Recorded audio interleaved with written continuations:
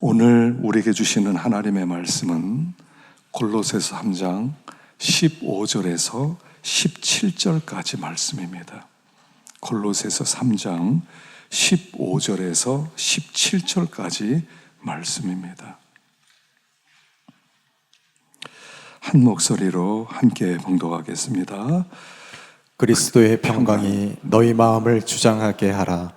너희는 평강을 위하여 한 몸으로 부르심을 받았나니 너희는 또한 감사하는 자가 되라. 그리스도의 말씀이 너희 속에 풍성히 거하여 모든 지혜로 피차 가르치며 권면하고 시와 찬송과 신령한 노래를 부르며 감사하는 마음으로 하나님을 찬양하고 또 무엇을 하든지 말에나 일에나 다 주 예수의 이름으로 하고 그를 힘입어 하나님 아버지께 감사하라. 아멘. 기도하겠습니다. 자, 이 시간에 우리 함께 기도했습니다. 주님 말씀을 듣는 시간입니다. 하나님이 이곳에 말씀으로 임재하시는 시간입니다.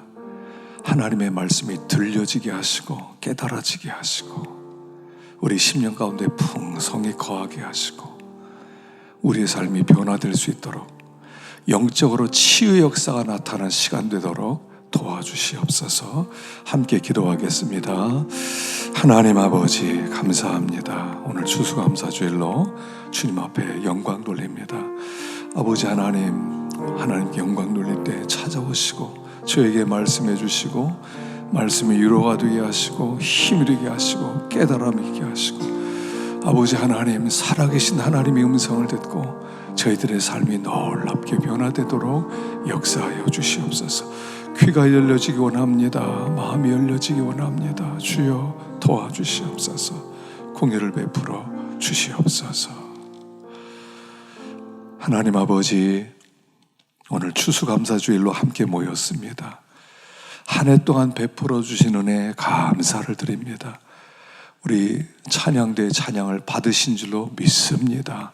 아버지 하나님, 그 찬양이 성도들의 심령 골수를 쪼개는 치료하는 찬양이 되게 하시고 아버지의 말씀을 기다려오니 이 시간 저희들에게 말씀을 베풀어 주시옵소서. 살아계신 하나님의 음성을 듣게 하여 주시옵소서. 그 말씀으로 심령이 새로워질 수 있게 하여 주시고 아버지 모든 걱정, 염려, 근심 하나님께 다 맡겨버리고 하나님께서 친히 찾아오실 때 마음 문을 열고 영접해 드릴 수 있는 은혜와 축복의 시간 되게 하여 주시옵소서. 함께 하실 줄로 믿습니다. 예수님의 이름으로 기도하옵나이다. 아멘. 오늘 본문에는 감사하라 하는 말씀이 3번 반복이 됩니다. 그래서 보면 15절에 그리스도의 평강이 너의 마음을 주장하게 하라. 평강을 위해서 너희가 한 몸으로 부르심 받았으니 또한 감사한 자가 되라. 16절에는요, 그리스도의 말씀이 너희 속에 풍성히 거하여 모든 지혜로 피차 가르치며 권면하고 시와 찬미와 신령한 노래를 부르며 마음에 감사함으로 하나님을 찬양하고 17절에는요, 또 무엇을 하든지 말에나 일에나 다 주 예수 이름으로 하고 그를 힘입어 하나님께 감사하라. 오늘 본문 말씀에는요, 감사하고 감사하고 감사해라 하는 말씀이 오늘 나오고 있는 것입니다. 신앙의 결론은 감사합니다. 감사하는 걸 보면 저분은 믿음이 있구나. 감사하지 못하는 걸 보면 아직 믿음이 없구나. 다른 거 없어요. 믿음이 들어가면 감사해요. 세상에서도요, 철이 좀 들면 감사할 줄 알아요. 우리 자녀를 기르다 보면 자녀가 좀 철이 나잖아요. 그러면 부모 은혜 알아요. 참 감사하다, 고맙다. 근본적으로 있죠. 우리 가운데 근본적으로 있습니다. 우리가 시험에 들었다 하는 것은 뭐냐면 감사가 사라졌다 이런 뜻입니다. 특별하게 어떤 일에 이렇게 문제가 됐다 이런 게 아니에요. 감사가 있느냐? 그 믿음이 있다. 감사가 없다? 시험에 들었다. 이렇게 보면 2가지밖에 없어요. 2가지밖에 없어요. 어떠십니까? 감사가 있으세요? 감사하다. 한 해를 돌이켜 볼 때, 참 감사하다. 참 하나님의 은혜로 우리가 올 한 해도 지냈고요. 또 우리의 일생을 또한 그렇게 살아갈 거예요. 우리가 잘해서 하나님이 이렇게 잘해 주셨어요.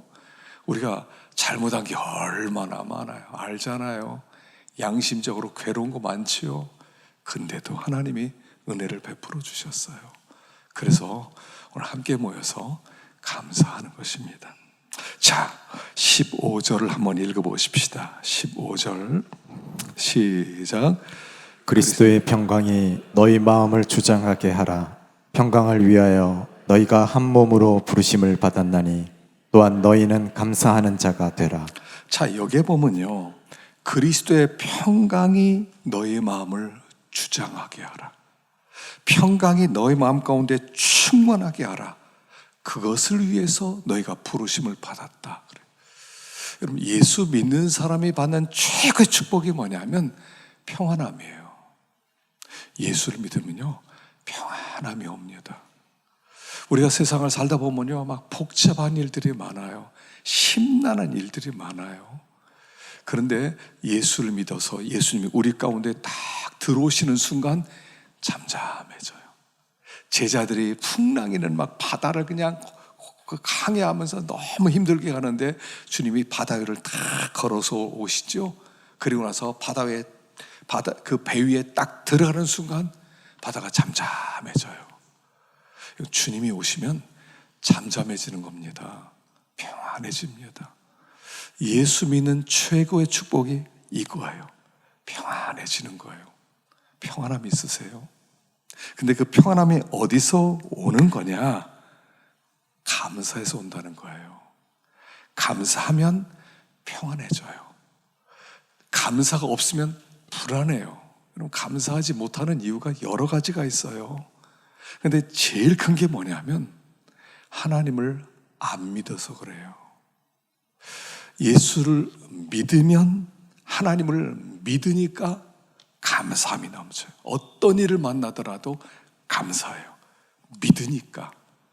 여러분, 믿어야 되거든요. 여러분, 믿으세요. 하나님 믿으세요. 우리 아이들도요, 이번에 그 전한길 강사님 오셔서 얘기했어요. 아이들에게 3가지 말을 해주라는 거예요. 첫째는 너를 사랑한다. 두 번째는 난 너를 믿는다. 세 번째는 네가 자랑스럽다. 이 3마디를 늘 해주라는 거예요. 특별히 저는 그 두 번째, 믿어주라는 거예요. 우리 아이들, 우리 부모 눈에서는요, 어린아이가 어린아이 같대잖아요. 물가에 있는 어린아이처럼 항상 불안하잖아요. 근데 믿어주래요.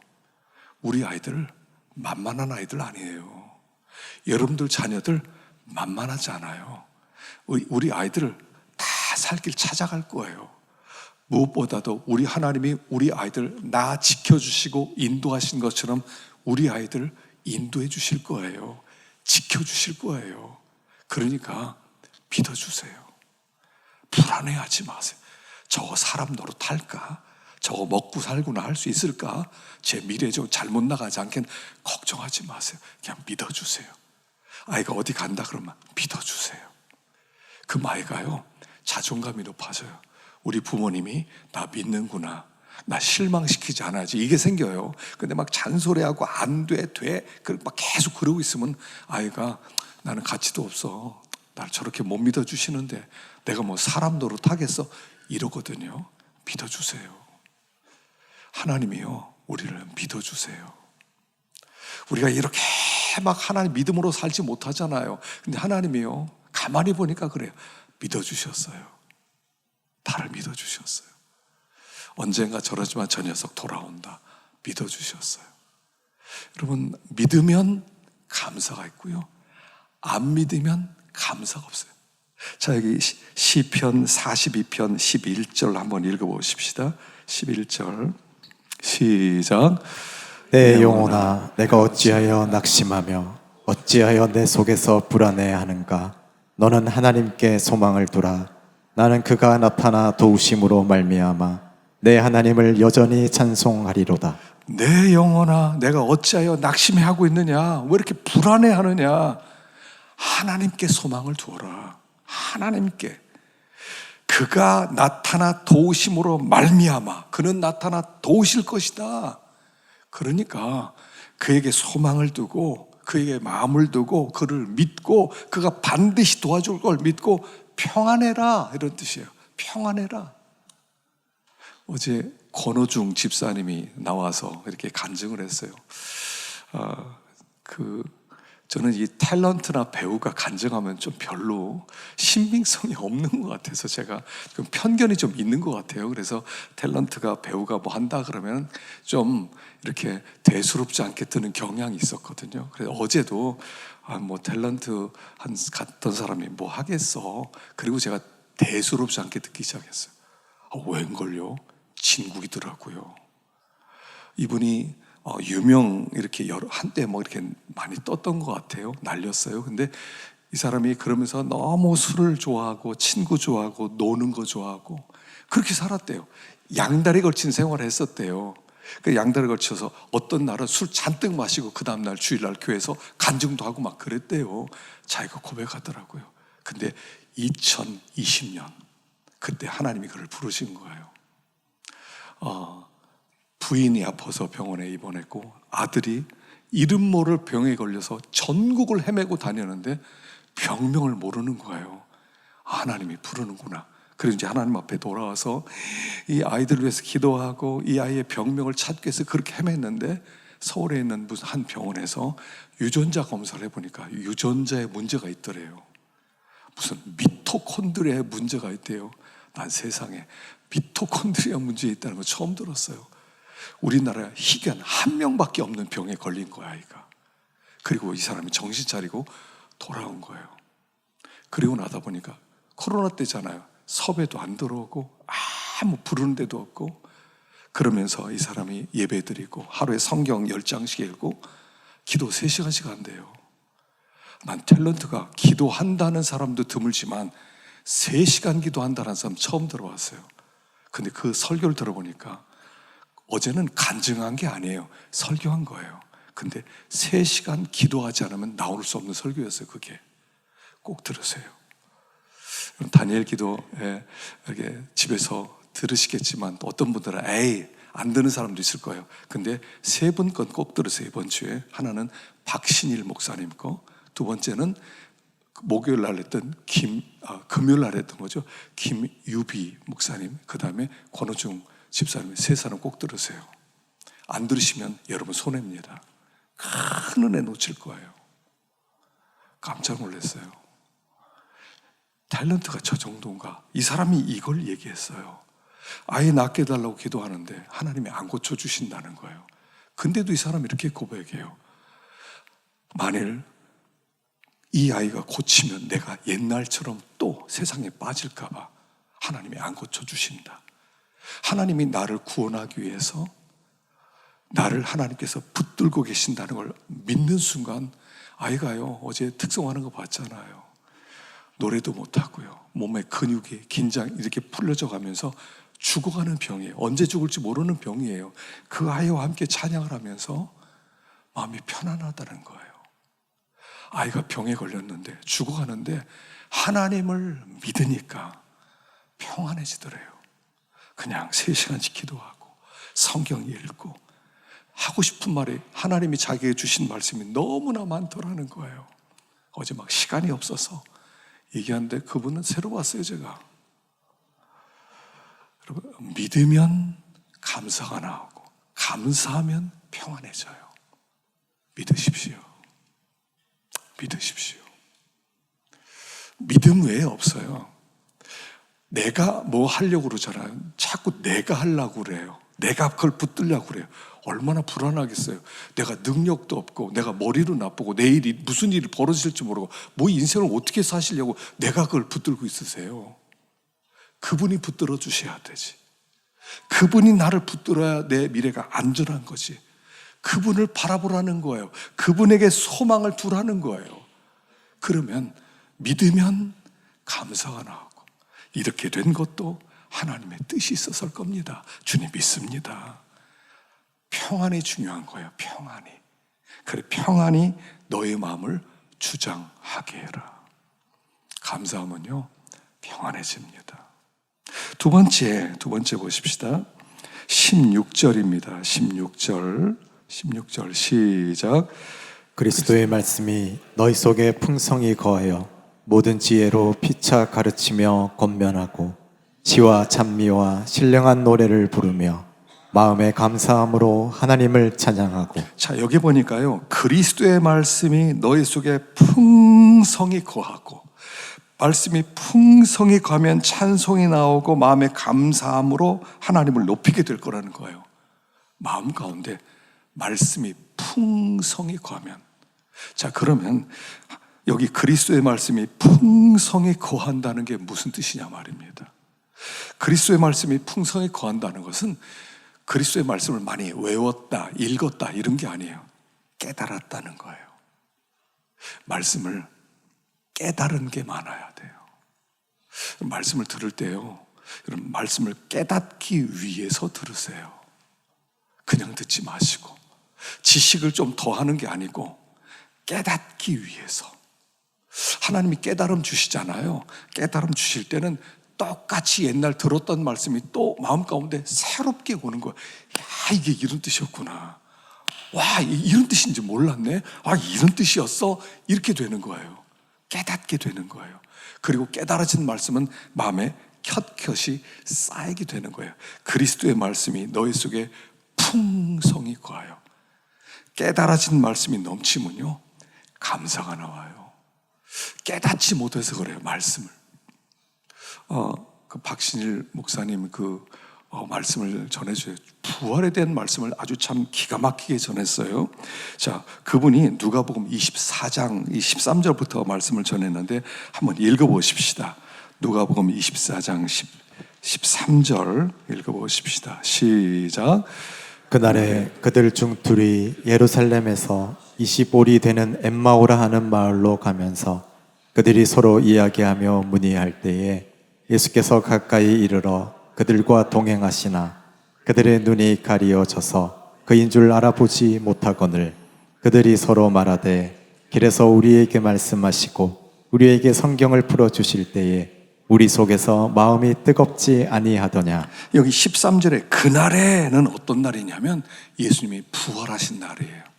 부활하시던 날. 제자들이 부활하신 예수님을 보고, 그리고 여자들이 부활하신 주님을 만나서 막 기뻐할 때 두 사람은 엠마오로 가면서 서로 얘기를 하는 거예요.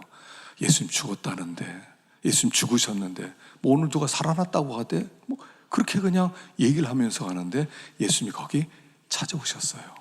그리고 가서 무슨 얘기 하느냐? 모른 척 물어보시고, 그리고 말씀을 풀어주시고, 그들이 주님을 알아보게 되었어요.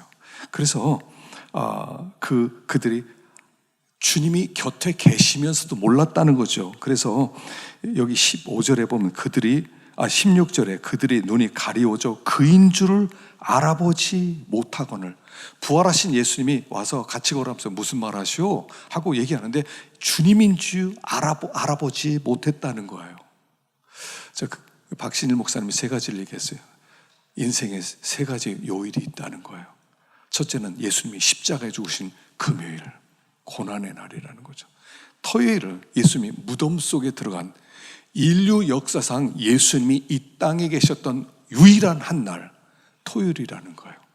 그리고 주일날 예수님이 아침에 부활하신 기쁨의 날, 사람들 세 가지 요일이 있다는 거예요. 근데 많은 사람이 토요일을 살아간다는 거예요. 예수님 부활하셨는데 예수님이 이 땅에 안 계셨던 가장 슬프고 외롭고 힘든 그 토요일을 너무 많이 보내고 있다는 거예요. 지금 이 두 사람도 예수님이 부활했어요. 주님이 곁에 계세요. 깨닫지 못하니까, 알아보지 못하고 걱정하면서 걸어가고 있었다는 거예요. 주님이 곁에 계신데 알아보지 못하고 깨닫지 못하고. 주님이 분명히 말씀했잖아요. 내가 죽은 다음에 죽은 지 3일 만에 살아나리라. 몇 번 얘기했는데 깨닫지 못하니까 그분이 곁에 계심에도 불구하고 알아보지 못했어요. 그래서 토요일을 살고 있다는 거예요. 인생에 많은 분이 토요일을 살고 있대요. 주님이 이 땅에 안 계신 외롭고 슬프고 괴로운 그날을 매일 보내고 있다는 거예요. 근데 그분은 이미 부활하셨는데. 그래서 여기 그분이 이제 우리 하룻밤 같이 주무십시다. 그래서 그 방으로 들어갔어요. 그리고 주님께서 떡을 떼어서 축사하고 하는 순간에 그들이 이분은 예수님이구나 하고 깨닫는 순간 그분이 사라졌어요. 여기 안 보이게 됐거든요. 왜 안 보게 됐냐는 거예요. 야, 이제 깨달았지? 나 부활했지? 자, 간다? 이런 뜻이 아니라는 거예요. 그분은 내가 부활했기 때문에 내가 보이든 안 보이든 난 네 곁에 있는 거야. 이걸 가르쳐 주는 거라는 거예요.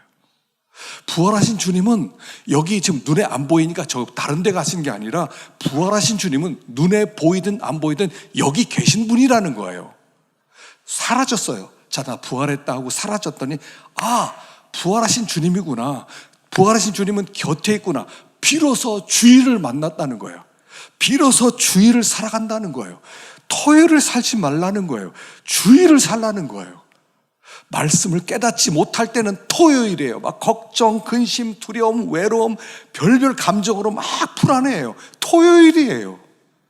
그분이 부활하셔서 곁에 계셔요. 나와 함께 걷자. 그분이 말씀해 주시고 도와주시고 인도하시고 그분이 곁에 있다는 거예요. 안 보이니까 없는 게 아니라는 거예요. 부활하신 주님은 안 보여도 여기 계시다는 거예요. 그분은 여기 계시다는 거예요. 부활하신 그분은 여기 계신데 그걸 깨닫지 못하면 토요일이에요. 아이고, 주님 안 계시네. 아이고, 힘들어 죽겠네. 아이고, 어려워 죽겠네. 어떻게 살지? 토요일을 살아간다는 거예요. 말씀을 깨닫지 못하니까. 말씀을 깨달으면 아, 주님이 부활하신다고 그랬지? 아, 주님이 부활하셨구나. 그러면 아, 주님이 살아나셨어. 함께 기뻐할 수 있는 거예요. 그렇게 어둡게 살지 않을 수 있다는 거죠. 말씀이 있어야 돼요. 말씀이 풍성히 거하고 그것이 말씀이 깨달아지면 그때부터 그 말씀이 우리 가운데 들어와서 메인 모든 쇠사슬을 푸는 거예요. 푸는 거예요. 요한복음 8장 31절 32절 읽어보겠습니다. 31절 32절 시작. 그러므로 예수께서 자기를 믿은 유대인들에게 이르시되 너희가 내 말에 거하면 참내 제자가 되고 진리를 알지니 진리가 너희를 자유케 하리라. 너희가 내 말에 거하면 내가 한 말을 너희들이 깨닫고 그 말씀을 너희의 마음에 품고 그러면 그 진리가 너희를 자유롭게 할 거다. 너희들이 말씀을 깨닫기만 하면 말씀이 너를 자유롭게 할 거다. 너희를 둘러싸고 있는 두려움, 너희를 둘러싸고 있는 염려, 둘러싸고 있는 낙심, 둘러싸고 있는 모든 세상의 문제들 막 우리는요 거의 자유가 없어요. 아, 이 문제는 어떻게, 저건 어떻게, 아, 이거 어떻게. 우리는 거의 종처럼 그냥 매여 있어요. 근데 진리가 들어가면 하나님의 말씀을 깨닫게 되면 그 말씀이 나에게 자유를 주기 시작해. 매였던 두려움으로부터 자유를 주고 염려로부터 자유를 주고 낙심으로부터 자유를 주고 자유를 주기 시작한다는 거예요. 그때부터 우리는 자유를 누리는 거예요. 이게 자유를 누릴 때 감사가 나오는 거예요. 자유를 누리는 거예요. 신앙은요. 신앙은 자유를 누리는 겁니다. 그 자유는 어디서부터 온다고요? 진리로부터 온다는 거예요. 진리로부터. 그 김희비 목사님이 얘기했죠.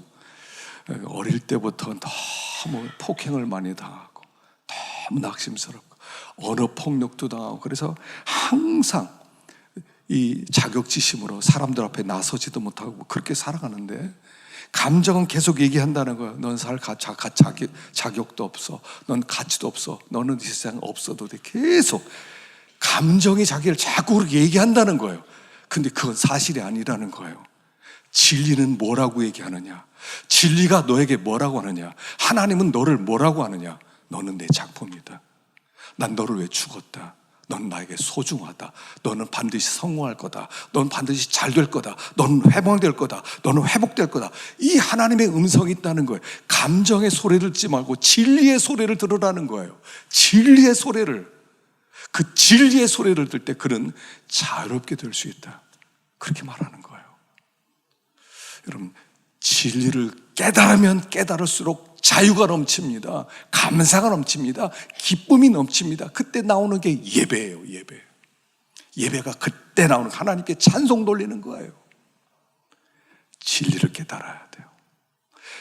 그리스도의 말씀이 너희 속에 풍성히 거하면 감사함이 넘치게 될 것이다. 자기 소리도 듣지 마시고요. 세상 소리도 듣지 마세요. 다른 사람들의 소리도 듣지 마세요. 진리의 소리를 들으세요. 진리의 소리. 그리고 자유를 누리세요. 매이지 마세요. 종처럼 살지 막 매여서 나 어떻게 살아. 토요일 살지 말라는 거예요. 그분이 살아계셔서 능력으로 나와 함께 하시고 나를 붙들어 주세요. 그래서 두 번째는 그리스도의 말씀을 깨달으면, 풍성히 과면 감사가 나온다 하는 얘기예요. 자, 세 번째 17절입니다. 17절 시작. 또 무엇을 하든지 말에나 일에나 다 주 예수의 이름으로 하고 그를 힘입어 하나님 아버지께 감사하라. 무엇을 하든지 말에나 일에나 주 예수의 이름으로 하고 그를 힘입어 하나님께 감사하라. 자, 하나님께 감사하려면요, 예수의 이름을 힘입으라는 거예요. 예수의 이름을 힘입는다는 것은 뭐예요? 예수님의 사랑을 힘입는다는 거예요. 사랑을 힘입어. 주님이요, 내가 너를 사랑한다. 주님의 그 사랑을 힘입으면 나를 사랑하는 분이 있지. 나를 사랑하는 분이 있지. 가정에서도요, 아이들을 자꾸 사랑해서 사랑으로 자란 아이들은요, 당당합니다. 자존감이 높아요. 기죽지 않아요. 쉽게 세상에 나가더라도요, 쉽게 기죽고 이렇게 눈치 보고 이러질 않아요. 당당해요. 사랑받으면. 우리가 하나님의 사랑을 입었어요. 사랑을 받으면 당당해지는 거예요. 하나님이 나를 사랑했어. 넌 사랑받지 못해. 이러니까 막 기가 죽어서 나는 가치도 없고 난 아무것도 아니고 이렇게 살죠. 하나님 너 사랑해. 예수님이 우리를 위해서 죽으셨단 말이에요. 자기의 목숨을 아낌없이 나 같은 자를 위하여 목숨을 내어주셨다는 거예요. 예수님의 십자가는 나 같은 자를 건지기 위한 주님의 희생이었단 말이에요. 당신의 전부를 들여서 나를 건지셨단 말이에요. 나는 너를 이렇게 사랑해. 이걸 우리가 알게 되면 그때부터 감사가 나와요. 주님이 나 사랑한다는 거야. 이걸 믿으라는 거예요. 그 김일비 목사님이 자기 이야기하면서 어릴 때부터 매를 맞고 살았어요. 아버지가 알코올 중독자예요. 너무 매를 많이 맞아요. 막 피멍이 들어. 5살 때부터 매를 맞아요. 자기 어머니는 아빠가 싫으니까 집 나가는 게 엄마 일이었대요. 자기는 외로웠대요. 혼자. 그렇게 힘겹게. 그래서 집을 탈출하는 게 살 길이다. 그래가지고요, 공부를 열심히 해서 기숙사에 들어갔대요. 들어갔는데 거기까지 와서 언어폭력으로 막 계속 아버지가 너무 괴롭혔대요. 어떤 날은 이렇게 못 살겠다. 그래서 내가 죽어야 되겠다. 그래서 죽기 위해서 이 올가미 매듭을 연습을 했대요. 이렇게 만들어서 올리면 죽는다. 열심히 연습을 했대요. 그리고 그날 이제 집에 갔대요. 갔더니 아버지가 아무 말 없이 밥 많이 먹어라 그러더래요. 그 말을 듣는데 막 화가 솟구치더래요. 밥만 먹으면 됩니까? 그 상을 뒤집어 버리고, 그리고 나서 부모님 앞에서 자살하려고 그랬대요. 그래야 부모님 가슴에 비수를 꽂고 죄책감을 주고, 그리고 죽으면 되니까. 근데 차마 부모님 앞에서 죽지 못하겠더래요. 촌에서 치그릇 같은 밤에 밖으로 나갔어요. 그리고 나무에다 매듭을 연습을 한 걸 밤에 눈에 보이지 않는 듯 만들어 놓고 목에 매달려고 하는데 이분 머리가 커요. 안 들어가더래요. 홀가미가 머리에 안 들어가더래요. 막 짜증나 죽겠더래요. 자살도 마음대로 안 된다. 막 그때 막 저주를 했대요. 하나님 당신을 저주합니다. 당신이 살아있으면 이럴 수가 있습니까? 어떻게 나 같은 인생이 있습니까? 나같이 이런 불쌍한 인생이 어디 있습니까? 막 저주를 하고 퍼붓대요. 그리고 펑펑 울기 시작하는데 하나님 음성이 들리더래요. 얘야, 조금만 참고 견뎌라. 내가 너를 쓰리라. 내가 너를 쓰기 위해서 지금 너는 훈련 중에 있어. 난 너 사랑해. 너는 잘 견뎌서 치료하는 사람이 될 거야. 그 음성이 들리더래요. 그 음성이 들리니까 과거가 해석이 되는 거야. 그래서 하나님이 이 어려움 주셨구나, 이 어려움 주셨구나, 이 어려움 주셨구나. 하나님 나를 버린 게 아니구나, 하나님 나를 사랑하는구나, 나를 쓰기 위한 하나님의 과정이었구나. 그러니까 밤새도록 울면서 처음으로, 인생 처음으로 새소리를 들었대요. 와, 새소리가 너무 아름답고, 해 뜨는 게 너무 아름답고, 공기가 너무 신선하고, 그때 회심이 일어난 거예요. 그리고 나서 집에 돌아가서, 그러니까 애가 밥상 그 뒤집고 밖에 나갔으니까 부모가 또 얼마나 걱정해요. 돌아가서 죄송합니다 하고 두 분에게 큰 절을 올렸대요. 인생이 새로워졌대요. 이거예요. 여러분, 뭐가 우리를 새롭게 해요? 하나밖에 없어요. 내가 너 사랑한다. 하나님이 내가 너 사랑한다, 이 한마디면 충분해요. 이게 구원이에요. 생각해 보세요. 하나님 우리를 얼마나 사랑했어요. 독생자를 주셨다 그러면 끝난 거 아닙니까? 아들을 내어주신 이가 어찌 아들과 함께 모든 것을 은혜로 주지 않겠느냐. 목숨 주심 다 준 거예요. 주님은 우리에게 다 줬어요. 내가 너를 사랑한다, 내 목숨 줄 만큼. 그게 십자가잖아요. 난 너를 사랑한다. 여러분, 사랑을 깨달아야 돼, 사랑을. 그래 우리가 과거로부터 벗어져 나와요. 참 많은 사람이요, 과거에 매여 살아요. 그 김윤진 전도사가 이렇게 찬양사역자예요. 저는 그래서 그 사람이 선다고 해서 이 다니엘 기도의 운영위원회가 미쳤나, 저렇게 어른애를 세워 속으로 그렇게 생각해서 속으로 방실방실 웃으면서 얘기하는데, 자기 얘기를요 아주 편안하게 얘기를 해요. 태어날 때 자기 언니가 둘이 있었대요. 자기가 세 번째 딸이래요. 그러니까 부모님이 얘는 낳으면 안 된다, 우리 못 기른다, 낙태시켜야지. 그리고요, 이 낙태시키러 병원에 이렇게 가는데 4번이나 부모님이 가는데 하나님이 그걸 다 막아서 이 아이가 태어난 거예요. 가정에서 환영받지 못한 아이. 학교 갔더니요, 천덕꾸레가 되어서 그렇게 왕따를 당했대요. 청소년기에는 아버지가 사업 실패해가지고 집을 떠나버리고, 엄마가 어떻게 못하니까 남의 집 가정부로 들어가요. 나랑 같이 들어가자. 엄마 따라서 가정부로 그 집에 들어갔대요. 그러니 이게 보통 눈치 보이겠어요? 남의 집 들어가서 엄마는 가정부로 일하고 자기는 거기 더부살이로 있는데 그렇게 살았대요. 그럼 너무 낙심스럽고 자존감도 없고 너무 괴롭고, 그래서 자해를 많이 했대요. 자기는 목욕탕을 못 간대요. 자해 흔적이 많아서. 그리고 나서 이제는 여기까지다, 나는 살 가치가 없다, 죽으려고 하는데 너무 괴롭더래요. 그래서 한참 우는데 마치 이런 느낌이었대요. 장독 속에 쥐가 한 마리 있는데 깜깜하잖아요, 뚜껑 덮어놓으면. 근데 어디선가 바늘 구멍만한 곳에서 빛이 하나 들어오더래요. 주님이 그러더래요. 야, 너 죽으면 나 어떡하냐? 너 위해서 나 죽었는데, 너를 사랑해서 죽었는데 너 죽으면 나 어떡하냐? 주님의 음성이 들리더래요. 그리고 일어난 거예요.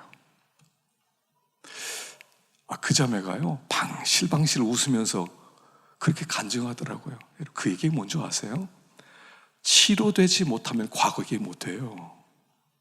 여러분, 과거 얘기 못하는 분들이 있거든요. 왜냐하면 치유가 안 돼서 그래요. 장독 속에 혼자 갇혀서 그래요. 난 불쌍해, 난 옛날에 이렇게 살아서 아무에게도 말 못해. 그런 사람들은 치유가 안 됐어요. 이걸 안고 사는, 폭탄 덩어리 안고 사는 거예요. 치유된 사람은요, 자기 과거 얘기를 남 얘기하듯이 웃으면서 얘기하는 거예요. 그때 그렇게 해서 제가 일어나서 찬양 사역자 됐습니다. 그리고 거기다 한마디 더 하죠. 목이 안 좋아서 어느 날 병원에 가보니까 성대 문제가 생겼대요. 성대가 근육이 너무 많이 써가지고 마음대로 움직여서 올해 노래 못할 거다, 찬양 사역 못할 거라 선고를 듣고 나온 거예요. 와, 근데도요 괜찮대요. 주님이 사랑하니까. 하나면 돼요. 주님이 나를 사랑하면 되는 거예요. 그게 주님이 나를 사랑했다, 자기의 목숨을 주셨다, 이게 만 가지 은혜란 말이에요. 타임즈가 2000년 20세기를 마무리하면서 100명의 위인을 선정을 합니다. 그 중에 선택된 한 사람이 누구냐면 헬렌 켈러예요. 헬렌 켈러 아시죠? 태어날 때부터 눈이 안 보이고요, 들리지 않고요, 말을 못하고 짐승처럼 태어났어요. 와, 이렇게 불쌍한 사람이 어디 있어요? 눈도 안 보이고 귀도 안 들리고 말도 못하고. 근데 이 사람을 그렇게 위대한 사람으로 만든 게 뭐냐면 한마디였어요. 하나님은 나에게 너무 많은 것을 주어서 안 준 것을 생각할 겨를이 없었다는 거예요. 아니, 뭐 다 안 준 거 아닙니까? 눈 안 보이고 귀 안 들리고 말 못하면 다 못 받은 거 아니에요? 근데 이 사람이 뭐라고요? 너무나 많이 주셨기 때문에 그거 생각하느라고 안 준 걸 생각할 겨를이 없었다는 거예요. 여러분, 예수를 믿는 것은 다 받은 거예요. 만 가지 은혜를 받은 거예요. 다 주셨어요. 목숨을 주신 것은 다 주신 거예요. 목숨 주시고 그 다음부터 주시는 모든 것은 내가 좋아하든 싫어하든 다 은혜라는 거예요. 은혜로 주셨다는 거예요. 그 나를 사랑하는 분이 내 곁에 있다는 거예요. 우리는 만 가지 은혜를 받았으며 한 가지 없는 것 때문에 얼마나 연민에 빠져 살아요. 내가 그 한 가지만 있었더라면. 그래서 이렇게 좋은 나를 지옥이라고 하잖아요. 다 주셨어요. 그래서요, 여러분 찬송가 보면, 여러분 찬송가 429장에 보면요, 429장에 이런 가사가 있어요. 429장 한번 보십시다. 주신 복을 세어보라거든요. 세상 모든 풍파 너를 흔들어 약한 마음 낙심하게 될 때 내려주신 주의 복 세어보아라. 크신 복을 내가 알 거다. 받은 복을 세어보아라. 크신 복을 내가 알리라. 받은 복을 세어보아라. 주의 크신 복을 알게 될 것이다. 다 받았어요. 예수님이 목숨 주셨잖아요. 다 받았어요. 하늘의 복과 땅의 복 다 받았어요. 뭐가 없다고 원망하고 뭐가 없다고 그렇게 불안하고 두려워하는 겁니까? 여러분, 이거 한번 불러볼까요? 이거 한번 부르고 마무리하십시다.